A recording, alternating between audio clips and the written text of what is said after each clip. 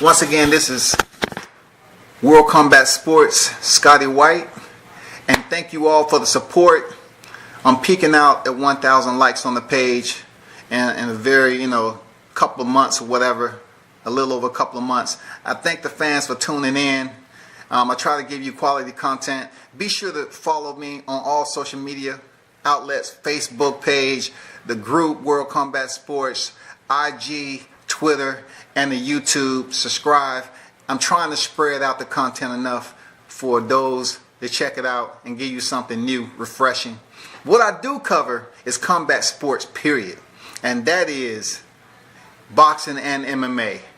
Boxing primarily, that is the priority, so to speak. That's more the bulk load that I carry. And then MMA. But guess what? I want you, the listeners, to pass the word to these amateurs or these upcoming fighters. It doesn't matter if you're MMA or boxing.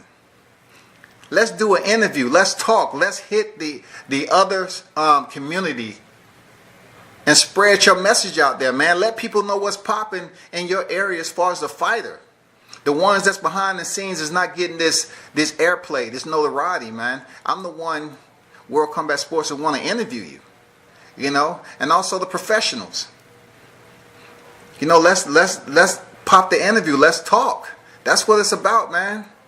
I'm trying to get the word out there the best way possible for those who are out there grinding. No one truly knows who you are on the spectrum. I'm pretty much telling you that Facebook is live, and your video, you can share that with anybody, and you can get your message out there. It's different when you in an interview and telling your story versus just hopping on here and trying to tell people basically what you have going on. It's a lot of fighters that's out here that's grinding, putting in the sweat, the sacrifice, the sparring, the ring time, that no one knows who they are, but in their community. So Facebook is where you breach out. And, just come private message me, hit me in the inbox.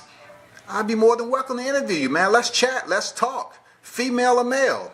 I definitely want some female fighters on here. That's the way it is, man. It's some female fighters too. You're welcome. Also, now let's get to the pound for pound MMA list. Regina Reed, hey, salute to you. Thanks for dropping in. Much appreciated. MMA pound for pound list. I'm going to go through it from 1 through 10. It's going to shock a little bit of you. I know I have, in the community of my friends list, I have boxers and MMA fighters. So, at the peak of the pound for pound MMA list, we have number 1, Daniel Comier. We know him currently as the light heavyweight and heavyweight champion. Yes, he holds 2 belts simultaneously. He just knocked out Stipe Miocic to pick up the heavyweight title. Number 2, Demetrius Mighty Mouse Johnson. He just had his title contention after 11 defenses. He lost to Henry Cejudo, a gold medal Olympian, was able to come back and rematch and avenge his loss, and was able to strip and lift the title from Demetrius Mighty Mouse Johnson, who has been the lone reigning flyweight champion since the division started. All right? Number 3 is going to be crazy. We got Jon Bones Jones, who's been inactive due to suspension. One of the most gifted athletes in MMA, period. He has 1 blemish to his ledger, but that was because he executed a 12-6 elbow. And guess what, fight fans? It wouldn't have mattered. He was bludgeoning Matt Hamill. He was crucifying Matt Hamill. He was just outworking him. It was a one-sided affair, and he would have won that match anyway. But unfortunately, in the adrenaline, he struck a 12-6 elbow, which to many of you, you might not know the rule, but a commissioner pretty much voted against it due to him being present in an ice-breaking tournament. And he said if an individual, a martial artist, could use a 12-6 elbow to break ice, there's no way possible that should be implemented in MMA as a legal strike. So he banned it. Okay, of course, John McCarthy, he advocated to keep it. He was unsuccessful, didn't have enough push, enough juice at that time as a referee, and it's still banned to this day. That's why you see fights stop sometime for a 12-6. But guess what? Jon Bones Jones was the former light heavyweight champion who most notable defeated Daniel Comier, who's the #1 pound for pound, twice. Just unfortunate for Jon Bones Jones, he was suspended due to, pissing dirty, drugs or whatever, and he's currently suspended. But rumor mill has it, fight fans, that he may return at the end of the year for an epic trilogy in a different weight class against his nemesis, Daniel Comier, in the heavyweight division.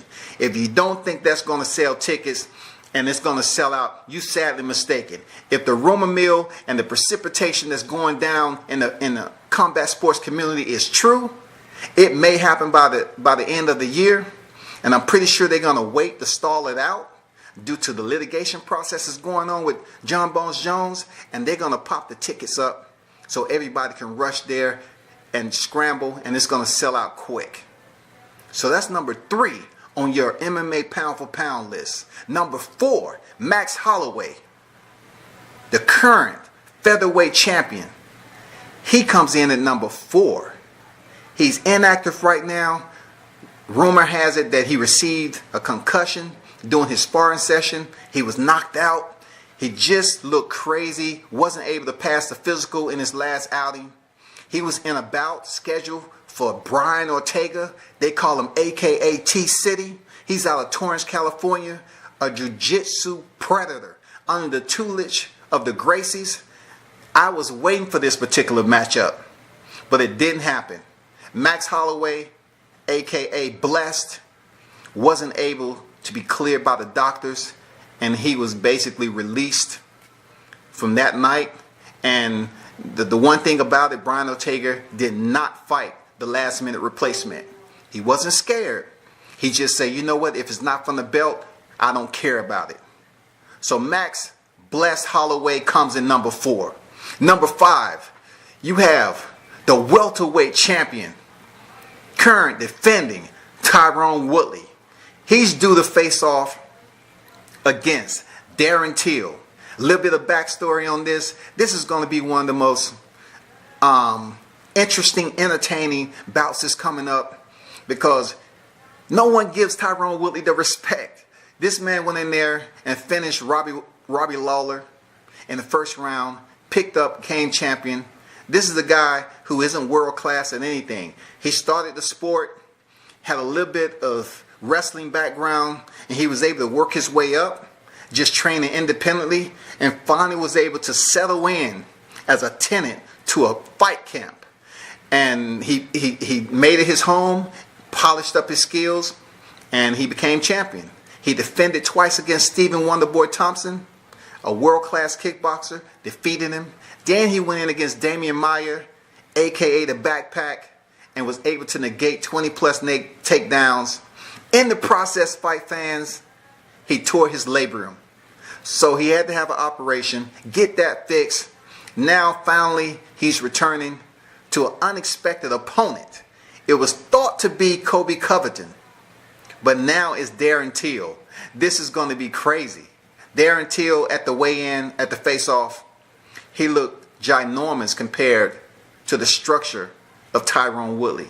So this is going to be crazy. We know when it's calibrated right, you in there with a highly skilled fighter, the size advantage doesn't matter, okay? So yeah, those two are due to clash in the welterweight division for Tyron Woodley's strap. Number 6 there, fight fans, we have Khabib the Nurmagomedov. Guess what? He's in for a real one. He picked up the title, last minute replacement, long standing against Alaquinta. Alaquinta didn't quit. He's under tutelage of Matt Serra. So you know from history, he was going to go in there and get the job done. You know, he was going to go in there and put up a fight. And he did just that for 5 rounds.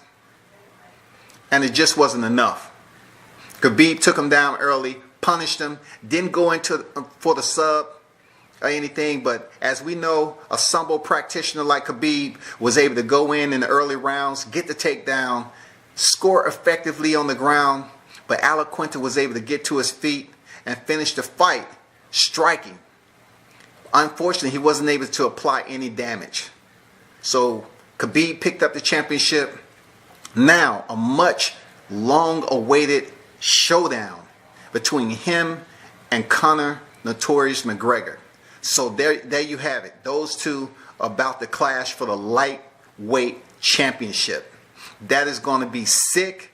The tickets are going to sell out. I mean, it's just going to be an epic showdown. Hey, if you're looking for press tours, they're MMA fans, it's not going to happen. These two have a long-standing rivalry. Very genuine, raw contentiousness between both camps. They don't like each other. And due to recent events, it only proved it.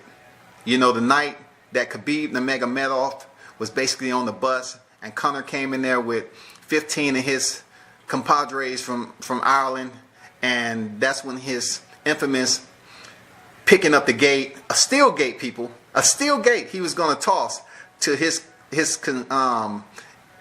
mixed martial arts compeers that was on the bus, and he was going to toss a gate at the bus window. But he was able to find another source of weaponry, and picked up a dolly and tossed it at the window and broke it and injured some fighters. So guess what? In the process, he put himself in legal problems.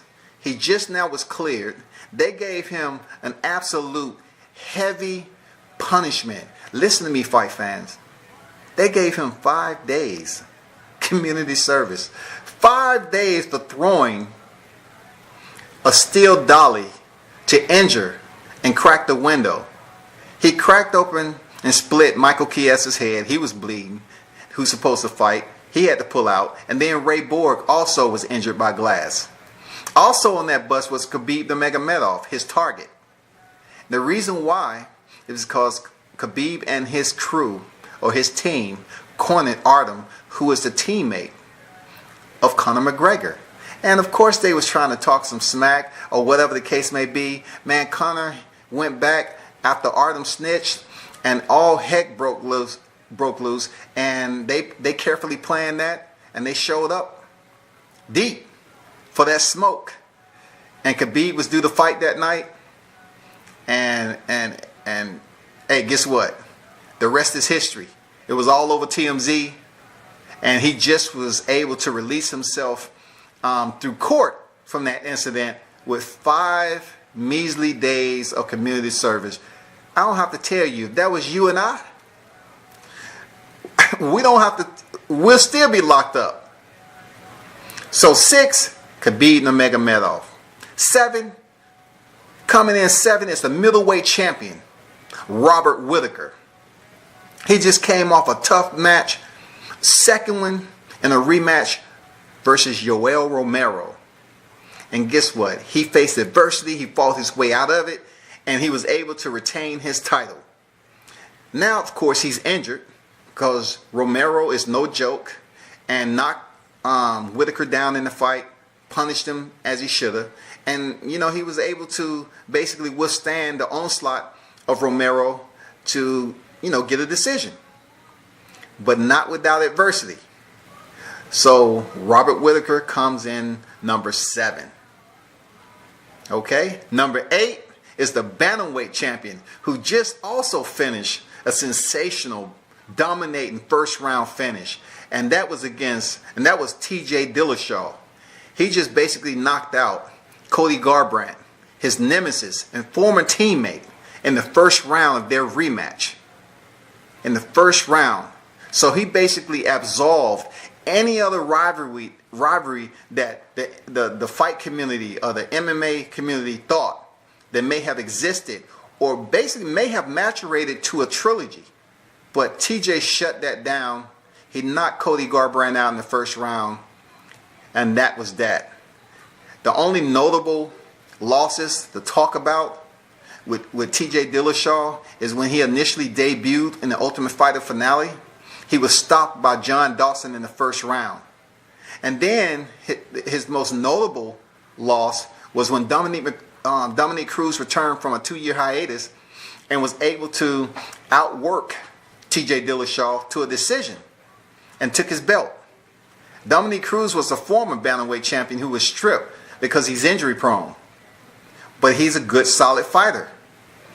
So now, since TJ Dillashaw just defeated Cody Garbrandt, they're trying to work for either a super fight between him and Henry Cejudo, or they might try to go back for a rematch with the former bantamweight champion, Dominick Cruz.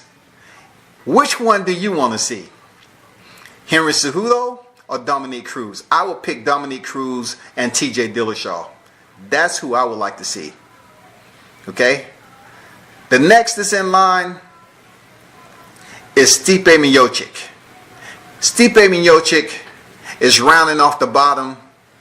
Well, next to the bottom, he is the former heavyweight champion who was just stopped by Daniel Comier, the number 1 pound-for-pound fighter on this list.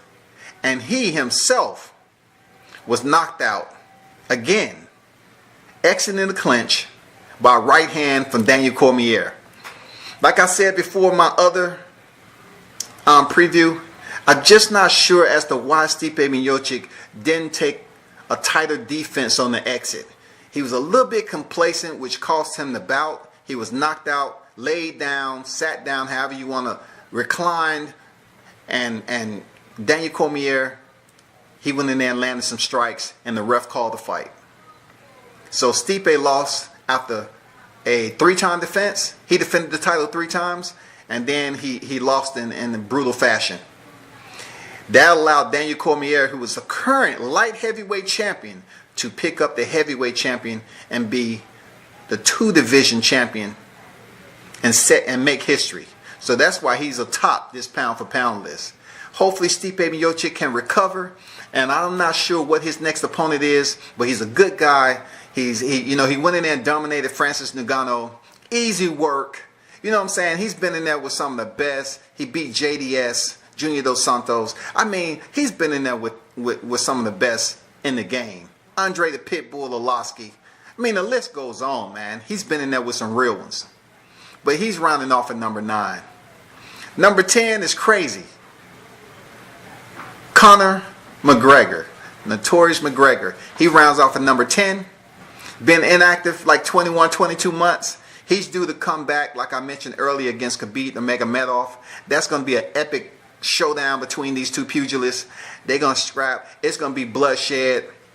You know, just like Mike Platinum Perry. Shout out to Mike Platinum Perry, man. That dude say it's going to be fist thrown. It's going to be bleeding, and somebody might die. Look, he's not fighting this fight, so I don't think anybody's going to die unless he's in there with them. But from Khabib Nurmagomedov and Conor McGregor, it's going to be epic, their fight, fans. These tickets are going to sell out so quick because, you know, Conor McGregor was able to defeat Jose Aldo for the featherweight title. And then he went up and defeated Eddie Alvarez. Now, since he was able to go and cross over and emulate Ronda Rousey's bravado in calling out Floyd Mayweather, he was able to cross over with an 0-0 boxing record, step into the square circle against one of the best of this era and make $100 million bag. So of course it was quite difficult for him to come back over to MMA and pick up a little small cup of peanuts. 100 million to 3.5 million. That's a huge declivity. You know what I'm saying? When it comes to monetary purses. It's crazy. But guess what? Finally he's coming back in the cage. He's due to face off against Khabib. If you want my predictions, if I didn't give it to you earlier, I believe Conor McGregor gets it done. I believe he has more experience. He's been through more adversity. At this point in his career, being he did cross over to boxing, he definitely has a much more, how to put it, how would I put this? He had more people gravitating to him that's willing to introduce him to new training, because Conor McGregor is pretty much loyal to his team. But you can never get to a point where you see the same over and over again without changing it up. So from the Floyd Mayweather, I'm pretty sure there's some individuals that made liaison with Conor McGregor, reached out to him and try to introduce him to some new techniques to take his fight game, his skill set to the next level. And I believe we're going to see it. A lot of people is taking the fight with him and Nate Diaz as he doesn't have a ground game. But if you look at Conor McGregor's previous fights, he has jiu-jitsu. You know what I'm saying? He has jiu-jitsu. Hey, I'm going to give a shout out. I gave a shout out to Regina Reed earlier. Jorge Ramos, thanks for dropping through. True Heart Drew, thanks for dropping through. World Combat Sports Salute, thanks for pulling up. Yeah, this is basically the pound for pound MMA list that I just went through. That's about it. That is the entire summation of that list from start to finish.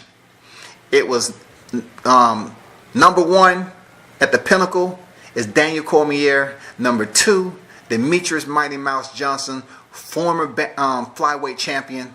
Okay. Number 3, you had a former light heavyweight champion in Jon Bones Jones, who's currently suspended, but rumor mill has it he may come back and face Daniel Comier at the end of the year.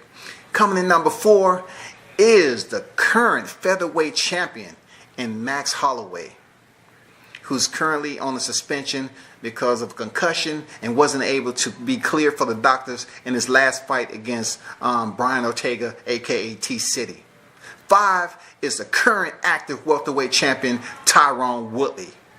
He rounds off in the middle of the pound for pound list, the welterweight champion number 5. Tyron Woodley. Number 6, you're looking at Khabib Nurmagomedov, the current lightweight champion, who's due to face Conor McGregor in a couple of months. Okay. Number 7, we're looking at Robert Whittaker, the current middleweight champion. He is the middleweight champion who just defended his belt in a rematch with Yoel Romero, and he was successful after fighting through adversity to win that bout. Next was going to be crazy. TJ Dillashaw. Enough said. Considered one of the best bantamweights in the game. They're trying to put him as the best bantamweight ever. But for me, he has to come back and defeat Dominique Cruz, the one who lifted his title. He needs to go back and right that wrong in losing to someone who was almost 2 years inactive and injury prone. But of course, Dana White is all about the tickets, and we just seen on I forgot what it was. It wasn't GMA. I'm not sure. It was ESPN, whatever. But TJ Dillashaw and Henry Cejudo was basically right there, face to face, trying to sell this super fight. And, you know, TJ Dillashaw walked up and said, "Hey, brother, be careful what you ask for." You know what I'm saying? He told him straight up. He said, "I want to come down there and take your belt. You don't have to move up." See, Henry Cejudo wanted to move up. But TJ Dillashaw said, "I'll drop down to the flyweight and take your belt." That's sick. That's sick to think about. TJ dropping down from bantamweight to flyweight to go challenge Henry Cejudo, Olympian gold medal wrestler, for his belt. If he's able to pull that off, oh my God, his stock is going to soar. He's going to be untouchable. He's already a ticket seller. He is. TJ Dillashaw, his numbers with Cody Garbrandt did very good numbers. So right now, man, he's on the brink of being a cash cow. They was prepping Cody Garbrandt, but he just couldn't keep his title. Then we have next Stipe Miocic, former heavyweight champion. He was just stopped by Daniel Cormier. First round knockout, right hand, reclined him to the canvas, and he delivered some ground and pound, and the ref stopped the fight. Not sure why he was so lackadaisical on the exit from that clinch, but he was in there with the real one. It's almost like he wasn't prepared for a level change for Daniel Cormier, who is a very elite wrestler, Olympic caliber. But Daniel's been going in there trying to knock dudes out.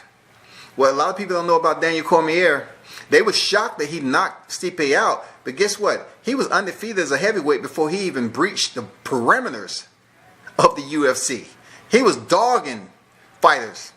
When he came over here to the UFC, he didn't campaign at heavyweight because his good friend Cain Velasquez. He got crazy amount of loyalty to his good friend Cain Velasquez, who's injured, who also is a former heavyweight champion. And then last but not least, Conor McGregor. He's due to face, like I said before, Khabib Nurmagomedov. It will be an epic clash. Fight fans, be sure to turn up and tune in. This is World Combat Sports.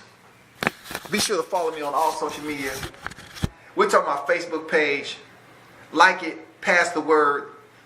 I'm close to 1,000 likes. It might not be a lot for some, but it's a lot to me, you know.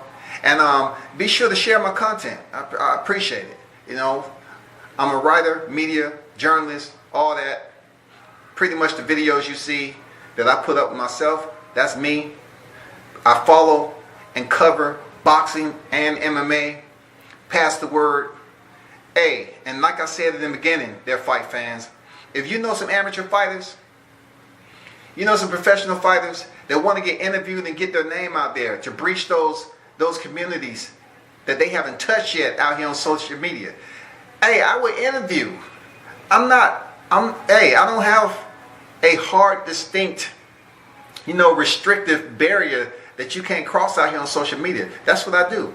I want to communicate and talk to these fighters that's out here grinding, sacrificing in the gym, putting in mat time if you in the MMA, sparring or what have you. And then the ones that's putting in, splitting the ropes in the square circle. Heavy bag work both ways. So just pass the word, man. Hit me on the inbox. I love to set up an interview. If you check my page, I've interviewed professional fighters and amateurs thus far. And we can make it fun, man. Get the message out there to those fans that you might have not reached thus far. It's fun. Like I said, follow me on all social media, IG, Twitter. Be sure to subscribe to the YouTube channel. Hey, I'm trying to spread the content out and level the scales and make sure you get something weekly. All right? Much appreciated. Salute to all of you that support World Combat Sports. This is Scotty White, and we will talk again. Thanks for tuning in.